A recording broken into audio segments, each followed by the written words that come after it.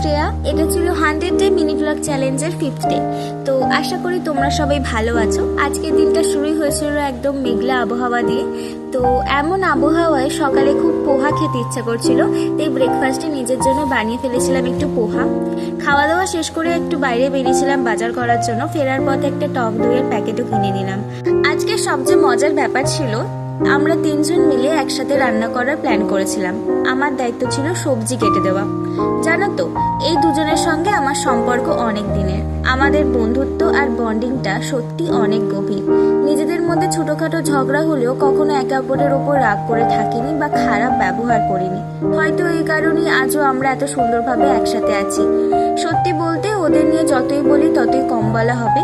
এরপর একটা ছোট্ট ঘটনা ঘটে। দিশা ক্যামেরার সামনে আসতেই আমি ওর সঙ্গে একটু মজা করতে গিয়েছিলাম, আর সেই সময় ভুল করে গরম জল ওর হাতে আর আমার পায়ে পড়ে যায়। যদিও ভাগ্য ভালো, কারোরই তেমনভাবে আঘাত লাগেনি। এরই মধ্যে বাইরে শুরু হয়ে গেল ঝমঝমিয়ে বৃষ্টি, আর ঠিক তখনই আমাদেরও রান্না শেষ।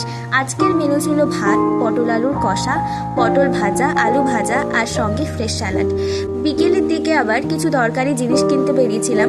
তখনও আকাশে মেঘ জমে আর শুরু হয় ঝমঝমিয়ে বৃষ্টি। এমন আবহাওয়ায় 1 কাপ গরম চা না হলে কি চলে? তাই চায়ের সঙ্গে জমিয়ে খেলাম একটা ভেজিটেবল চপ। পিজিতে ফিরে আঙ্কেল আর আন্টির সঙ্গে অনেকক্ষণ গল্প করলাম। এভাবেই হাসি, আড্ডা আর বৃষ্টি ভেজা মুহূর্ত কেটে গেল আজকের দিনটা। আজ এই পর্যন্তই। আবার দেখা হবে 100 দিনের মিনি ব্লগের ডে 6-এ।